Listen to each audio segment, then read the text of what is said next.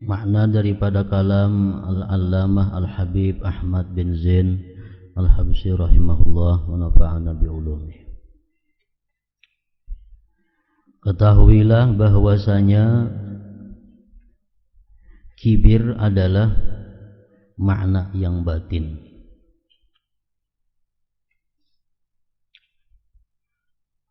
Karena kibir itu perilaku nafsu. Sedangkan buahnya kibir tadi disebut takabbur,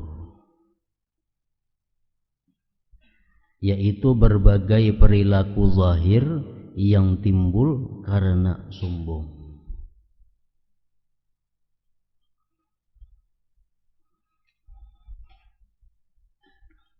Sesuai dengan sabda Rasul yang mengatakan takabbur itu adalah tardul haq wa ghamsun nas.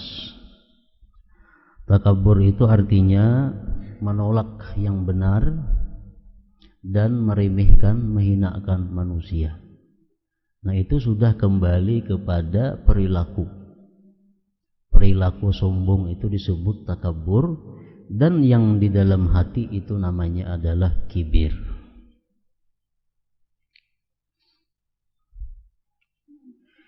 Sumber dan penyebab sombong adalah ujub.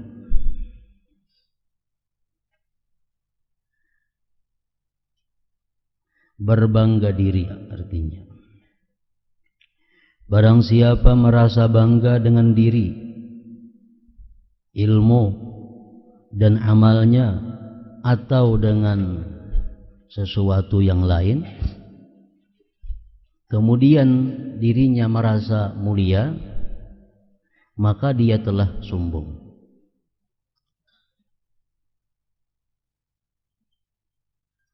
Karena itulah dalam bait syair di atas, Said Abdullah bin Alawi Al-Haddad radhiyallahu anhu menyebutkan ujub setelah sombong. Karena salah satu sumber daripada kesombongan itu adalah ujub. Bangga diri karena mempunyai kelebihan jasmani, bangga diri karena mempunyai kelebihan ilmu, bangga diri karena mempunyai kelebihan harta, kedudukan dan lainnya. Itu namanya adalah ujub. Bila ingat situ, ujub aja ngarannya. Apabila bersambung, sambungannya apa? Lalu merasa diriku lebih baik daripada dirinya karena aku punya kelebihan ini. Inya kada. Diriku lebih mulia daripada inya karena aku adalah banyak mempunyai ilmu, inya kada. Diriku lebih mulia daripada inya karena aku lebih banyak amal daripada inya. Nah, ini sudah pindah kepada kibir. Beluman lagi takaburnya. Pindah kepada kibir. Nah, kibir ini sudah keluar di mulut, sudah tak keluar di muntung, sudah tak kasipak terjang. Nah, itu takabur. Seperti berpaling muka, seperti menganggap atau berkata orang-orang yang lain itu di bawah kedudukannya, diucapkan di muntungnya. Nah, ini sudah takabur ngarannya.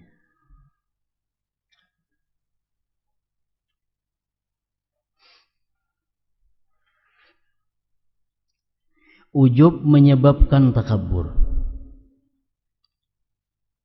Jadi apabila kita hendak mengampihi takabur, kada kawa diampihi bila kada mengetahui di mana sumber datangnya takabur itu. Karena takabur ini macam penyakit kulit. Takabur itu macam panau, kudis, jerawat. Itu takabur. Tapi kibir, nah kibir itu adalah yang ada di dalam awak kita, kuman-kuman yang ada di dalam awak kita atau darah kita yang kotor menimbulkan bisul. Bisul itu takabur. Kalau kita hendak mengampihi bisul, mengobati bisul, kada cukup dengan salap kasai luar. Diperlukan ada obat lain untuk membersihkan darah daripada kotoran itu. Nah, demikian halnya kesombongan. Orang yang terbiasa sombong kata-katanya, sombong tingkah lakunya, hendak berampih dari kesombongan itu, mengobati, pelajari dahulu di mana datangnya kesombongan. Salah satu sebab datangnya kesombongan adalah ujub. Nah, bila ujub sumber kesombongan, obati dahulu ujubnya itu. Obati dahulu ujubnya.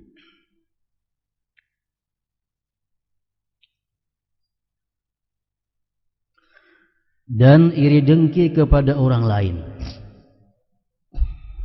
Ujub ini mau juga penyebab takabur, ujub mau juga penyebab iri dengki kepada orang lain. Karena dia merasa bangga dirinya banyak punya ilmu, karena dia merasa bangga dirinya banyak punya amal ibadah, karena dirinya merasa bangga punya keistimewaan lainnya, tahu-tahu ada orang lain yang dapat nikmat dari Allah lebih daripadanya. Nah, ini timbul karena iri dengki. Timbul iri dengki. Karena ini sudah membanggakan dirinya. Sudah membanggakan dirinya punya kelebihan, ternyata ada orang lain yang dapat nikmat lebih daripada inya. Nah, ini mau datang iri dengki. Nah, jadi ujub ke iri dengki mau juga bukahnya.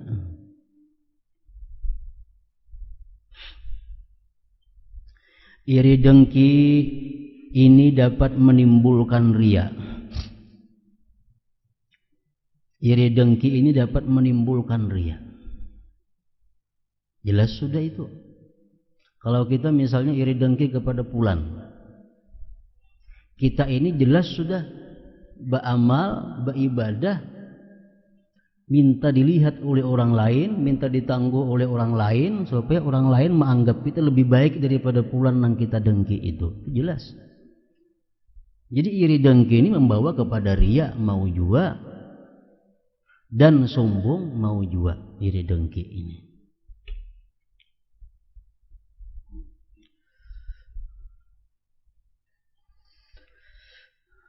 Iri dengki ini dapat menimbulkan riya dan sombong tanpa perasaan ujub.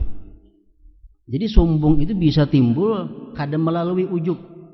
Sombong itu bisa timbul dalam diri kita melalui iri dengki. Kadang melalui ujub itu bisa.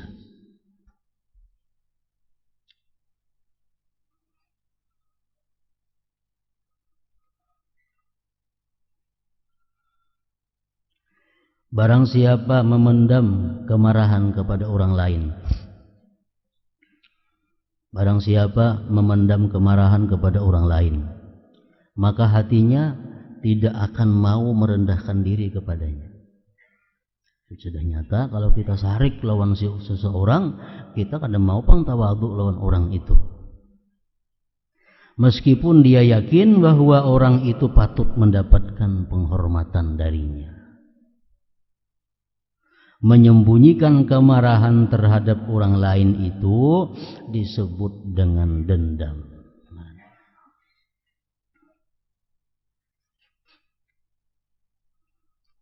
Seseorang yang menyembunyikan rasa dengki kepada orang lain juga tidak akan mampu merendahkan diri. Maulah kita rendah diri, tawadhu kepada orang yang kita iri, ada mau jelas sudah. Nafsu kita keberatan. Nafsu kita menolak kalau kita tawadhu kepada orang yang kita iri dengki kepadanya. Menerima nasihat. Maulah menerima nasihat dari orang yang kita iri. Ada mau. Dan menuntut ilmu kepadanya. Maulah kita menuntut ilmu kepada orang yang kita iri dengki lawaninya. Meskipun dia mengetahui bahwa orang tersebut mulia dan berilmu. Demikian pula orang yang bersifat riya, dia tidak akan mau merendahkan diri kepada orang lain yang lebih mulia darinya. Dia takut orang lain akan menyebut orang itu lebih mulia darinya. Jadi banyak benar datangnya sombong ini. Banyak datangnya sombong. Bisa dari ujub, bisa dari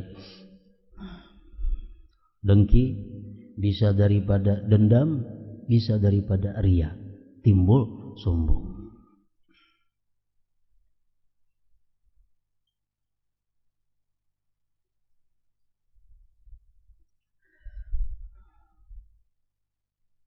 Macam iblis. Iblis sombong pada mau sujud kepada Nabi Adam. Ini lengkap. Kenapa iblis kada mau sujud kepada Nabi Adam? Pertama, karena iblis itu ujub dengan dirinya. Dia merasa beratus-ratus tahun, bahkan beribu-ribu tahun dia menjadi penghuni surga dan taat kepada Allah. Mengingat itu, iblis sombong. Disuruh Tuhan sujud kepada makhluk yang baru. Ini Adam, makhluk nang hanyar, nang belum diketahui taatnya, nang belum diketahui keistimewaannya. Si Adam ini diulah Tuhan, langsung si orang hebat tadi disuruh sujud kepada Adam. Nah, iblis karena selama ini merasa bahwa dirinya itu hebat, dirinya merasa tinggi, jelas kada mau sujud kepada Nabi Adam. Nah, datangnya takabur iblis ini adalah daripada sifat ujub. Daripada sifat ujub.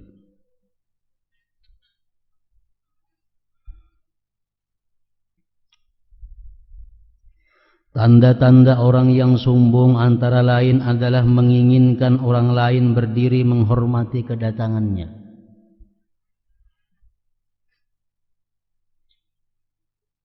Itu tanda nang tahu kita seorang dalam hati aja ini.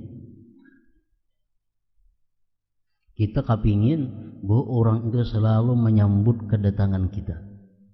Nah, kita kepingin dalam hati ada rasa, ada keinginan bahwa orang lain itu agar menyambut kedatangan kita dengan penuh hormat.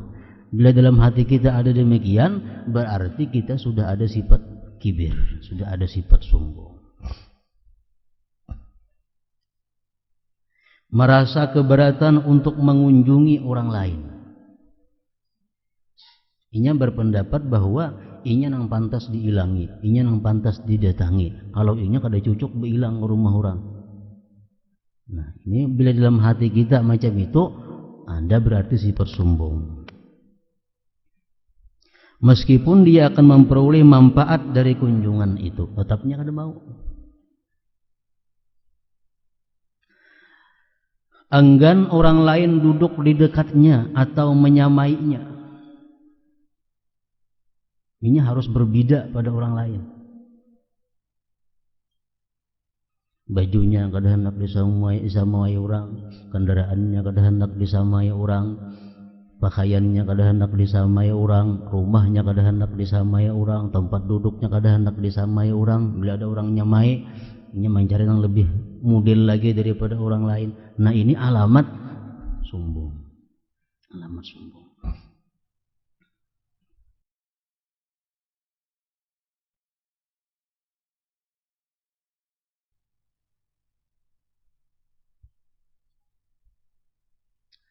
Enggan orang lain duduk di dekatnya atau menyamainya.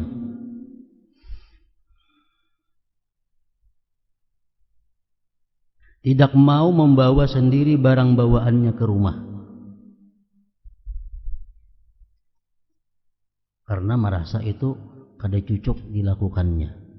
Ini amun nukar barang kada hakun bawa seorang barangnya itu, menganggap itu adalah merendahkan dirinya. Nah.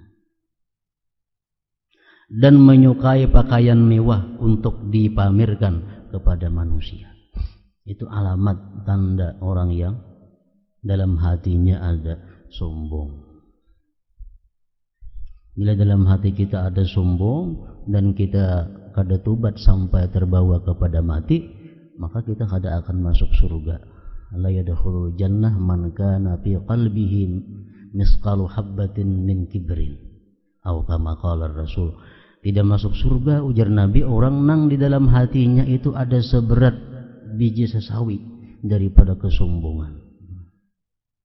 Dalam hati ada kesombongan walaupun belum keluar daripada hatinya, masih di dalam hati, kada keluar daripada mulutnya, kada keluar ke tangan batisnya, masih dalam hati ada sifat sombong.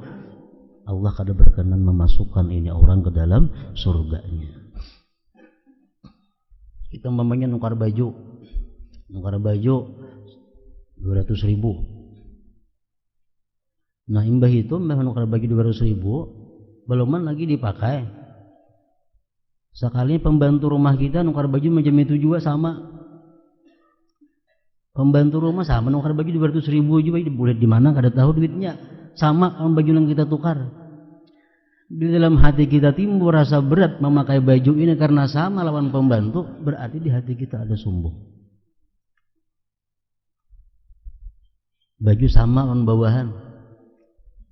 Ada mau makai. Nah ini dalam hati ada sifat kibir. Nah sifat macam itu ada sampai di bawahnya mati. La yadkhulul jannah, dia kada akan bisa langsung masuk ke dalam surga.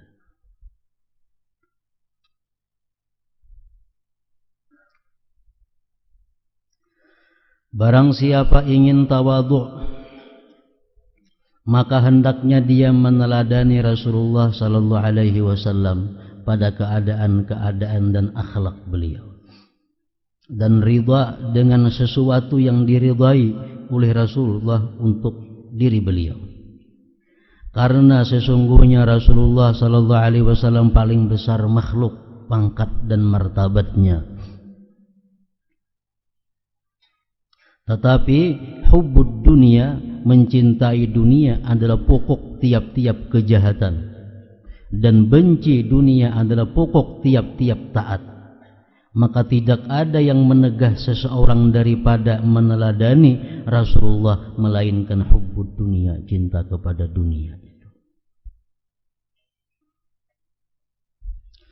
Rasulullah sallallahu alaihi wasallam adalah makhluk Allah yang paling mulia.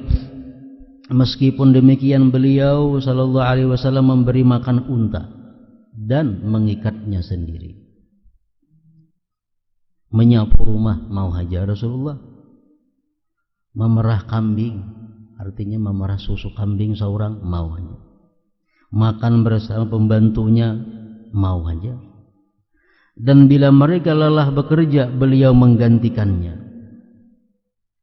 Jika membeli sesuatu di pasar, beliau membawanya sendiri. Jika diundang, beliau tidak enggan untuk menghadirinya, walaupun yang mengundang seseorang fakir. Tidak memandang rendah hidangan yang disajikan. Tidak makan hingga kenyang, sehingga pencernaan beliau tidak pernah terganggu. Lebih menyukai kemiskinan daripada kekayaan, dan berbagai akhlak mulia beliau lainnya. Makanya Rasulullah disebut adalah Sayyidul Mutawadhi'in, penghulu orang-orang yang tawadu. Nama a'ului sya'nih wa rib'ati qadrih, padahal tita kedudukan beliau, martabat beliau sangat tinggi dan mulia di sisi Allah Subhanahu wa taala. Oleh karena itu pelajarilah kitab-kitab yang berisi perjalanan hidup dan sifat-sifat beliau. Salah satunya adalah kitab Adabul Ma'isyah wa Akhlaqin Nubuwah dari Ihya Ulumuddin. Pembahasan dalam kitab tersebut telah cukup mewakili. Ihya Ulumuddin berisi berbagai pembahasan ilmu yang bermanfaat yang luput dari pembahasan kitab-kitab lainnya. Dan alhamdulillah Ihya Ulumuddin merupakan rujukan utama kitab ini. Ketahuilah tawadhu adalah lawan daripada takabur. Kita haram bersifat takabur, lawanannya kita wajib bersifat tawadhu. Ia merupakan keadaan dan perilaku hati. Tawadhu itu andaknya dalam hati. Seseorang yang hatinya merasa ringan untuk merendahkan diri kepada orang lain, maka tawadhu'nya telah benar. Artinya dalam hati kadang-kadang merasa dirinya ini lebih mulia daripada orang lain. Dalam hatinya kadang-kadang merasa bahwa dirinya lebih terhormat daripada orang lain. Kenapa merasa demikian? Karena dia meyakini bahwa inya dan orang lain sama-sama belum pasti masuk surga.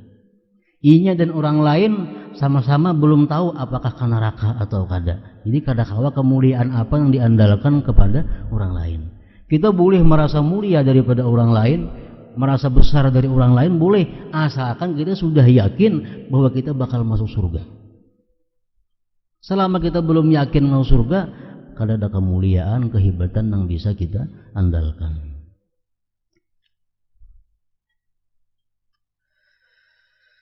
Ketika berdebat dia tidak akan merasa keberatan untuk mengakui dan menerima kebenaran yang disampaikan oleh lawan debatnya. Itu tanda orang tawadhu. Bahkan ia berterima kasih dan memujinya. Begitu pula dalam suatu majelis atau pertemuan ia tidak merasa berat hati untuk duduk di belakang. Seseorang yang merasa berat hati untuk duduk di belakang adalah seseorang yang sombong. Contoh lain kesombongan adalah perasaan berat untuk menghadiri undangan fakir miskin. Orang fakir besaruan lawan kita adalah yak nanti besaruan doaku. Kada patut itu besaruan doa aku. Kayak apa gerang rumahnya nyeruwi aku. Ini tanda orang yang sombong. Merasa berat pergi ke pasar untuk memenuhi kebutuhan temannya, diri sendiri atau keluarganya. Jika di hadapan orang banyak hatinya merasa berat untuk melakukan semua itu dan merasa ringan ketika sendirian, maka itulah riya, bukan sombong.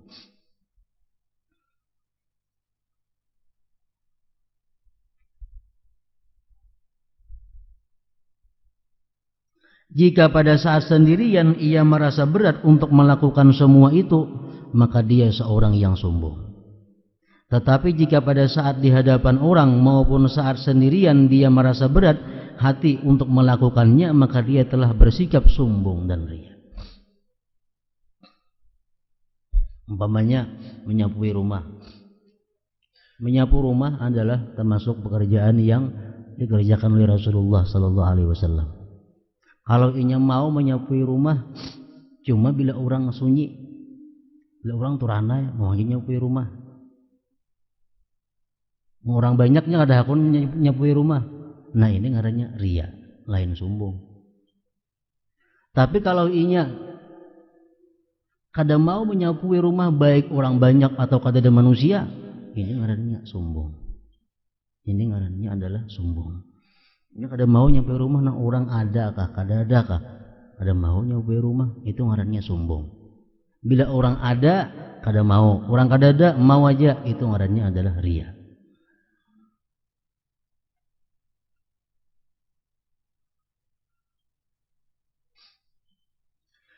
Barang siapa berlebih-lebihan pada menampakkan tawadhu sehingga mengalahkan atasnya oleh tamalluk dan ia menghinakan dirinya sendiri, maka dia telah melanggar batas tawadhu yang terpuji menuju tawadhu yang tercela dan hina.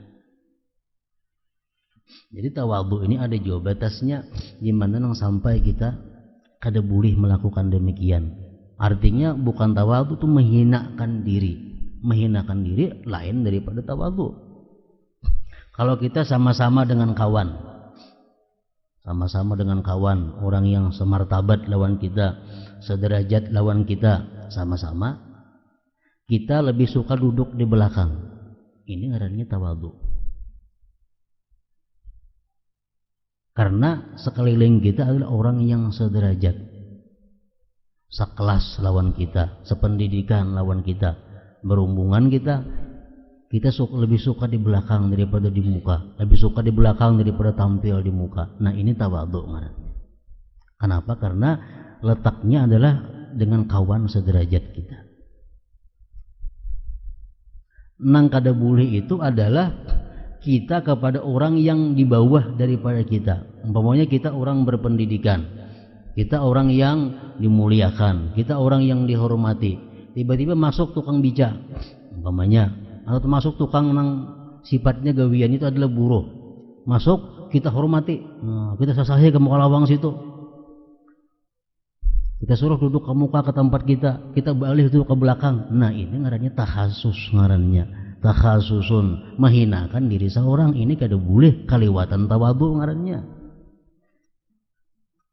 Jadi tawadhu ini adalah merendahkan diri kepada orang-orang yang satu martabat dengan kita. Kalau kita merendahkan diri kepada orang yang martabatnya di bawah daripada kita, itu pun dilarang juga. Artinya kita tempatkan manusia itu sesuai pada tempatnya.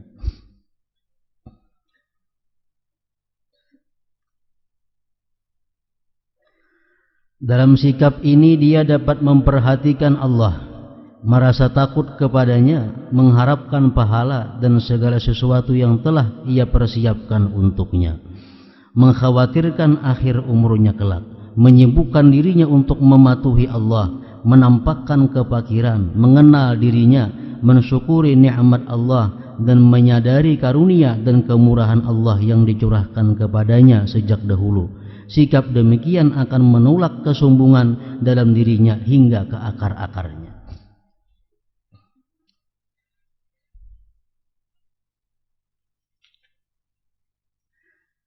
Sungguh ujub adalah sumber kesombongan. Oleh karena itu, setelah menyebutkan kesombongan, Said Abdullah bin Alawi Al-Haddad radhiyallahu an memperingatkan kita agar tidak berbangga diri, ujub dan kikir. Jadi kebanyakannya sifat sombong itu berasal daripada ujub. Walaupun tadi dari dendam bisa, dari dengki bisa, dari riya biasa. Cuman kebiasaan terbanyak di mana sombong itu datangnya daripada ujub, merasa bangga diri. Nah,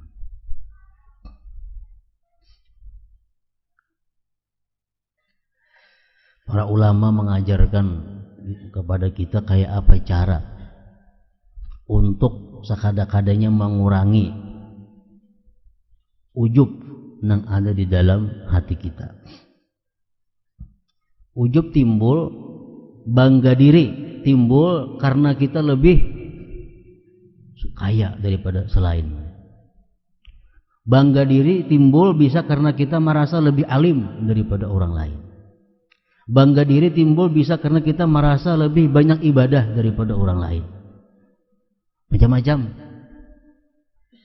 Nah, ujub ini diobati pertama, kalau kita ahli ibadah, kalau kita punya ilmu, ujub itu diobati yang pertama adalah kita ingat bahwa kita kawa beribadah ini, kita kawa menuntut ilmu ini taufik minallah, hidayah daripada Allah. Bila kita ingat bahwa kita kawa beribadah, kita kawa menuntut ilmu, kita ingat bahwa ini adalah taufik Allah, kadang mau ujub. Nang mau kita merasa bangga diri itu kalau sudah merasa bahwa segala keistimewaan itu timbul daripada diri sendiri, lupa kepada pemberian Allah Subhanahu wa taala. Yang pertama kita ingat.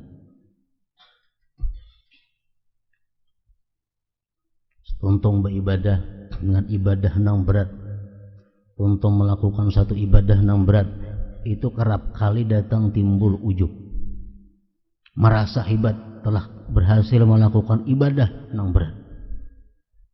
Nah, di saat itu diperlukan bahwa kita ingat bahwa kita bisa melakukan ibadah yang berat ini adalah taufik, pertolongan, inayah daripada Allah Subhanahu wa taala, bukan dengan kemampuan yang ada pada diri kita. Yang kedua, kita ingat bahwa segala nikmat yang ada pada kita ini adalah pemberian daripada Allah Subhanahu wa taala, bukan daripada hasil usaha kerja. Kenapa kita kaya? Allah yang memberikan kekayaan. Bukan karena kepintaranku aku kaya. Buktinya yang lebih pintar pada aku banyak yang kada kaya. Kaya ini bukan karena kekuatanku, karena yang lebih kuat daripada aku banyak yang miskin. Kaya ini bukan karena aku banyak modal, kada, yang banyak modal pada aku banyak aja yang bangkrut. Nah, jadi kekayaanku ini semata-mata adalah pemberian dari Allah Subhanahu wa taala. Nah, bila orang kaya mau ingat demikian, kada mau bangga diri dengan kekayaannya. Bila kada mau bangga diri dengan kekayaannya, kada akan datang sifat sombong. Yang ketiga, takut tiada diterima amal ibadah. Ini orang-orang yang merasa bangga dirinya ini banyak melakukan ibadah. Kadang-kadang timbul dalam hati, aku kawa melakukan ini. Apabila kita dalam hati timbul ada rasa kebanggaan karena telah melakukan ibadah-ibadah yang berat, kita mesti ingat, tadi aku melakukan ibadah itu pertolongan Allah, dan amun diterima ibadahku ini. Barangkali ada syaratnya yang kurang cukup, barangkali ada rukunnya yang kurang pas, barangkali ada pakaian makanan yang haram di awakku sehingga tidak diterima oleh Allah. Nah, amun kada diterima nang apa nanti agak akan ibadah itu. Nang keempat, nang bisa mengurangi ujub itu adalah tersembunyinya, artinya kada diketahuinya apakah kebaikan kita lebih banyak daripada kejahatan kita, atau kejahatan kita yang lebih unggul daripada kebaikan kita di akhirat kaina. Itu kita kada tahu. Nah, 4 perkara ini ujar para ulama bisa mengurangi ujub seseorang, bahkan mungkin bisa menghilangkan sama sekali ujub yang ada di dalam hatinya.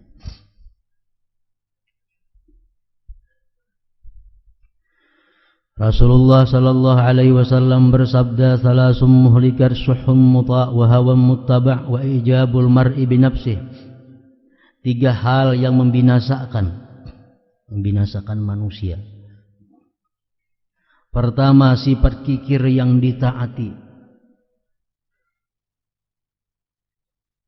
Setiap kali kita hendak berbuat sosial, setiap kali kita hendak melakukan amal jariah, itu pasti ada sifat kikir ini menghalangi kita, sekada-kadanya mengurangi daripada nilai yang kita kehendaki. Umpamanya ada orang yang datang kepada kita minta duit, minta duit 50.000. Ini kadang-kadang datang ada si kikir ini, syuhun ini datang kepada kita, yang diberi nyamannya minta duit, bercari gada, seorang berpaluh mencari duit, datang minta duit lah. Nah, ini sifat kikir datang kepada kita, syuhun. Itu pasti ada dalam jiwa diri manusia. Ini yang menghalangi kita. Bapak ikan beri duit lawan inya 50.000 nyamannya.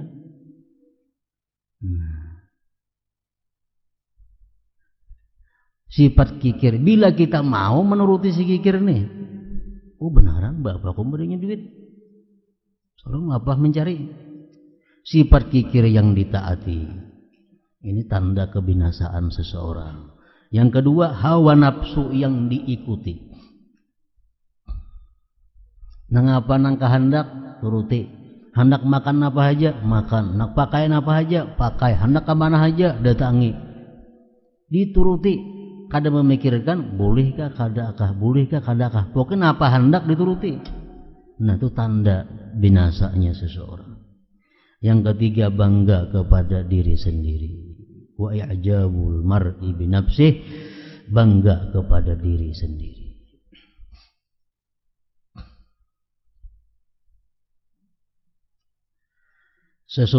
Seseorang dikatakan ujub jika dia meyakini dirinya sempurna, merasa senang dengan kesempurnaannya tersebut, dan melupakan bahwa semua itu adalah nikmat Allah. Nah, itu ujub.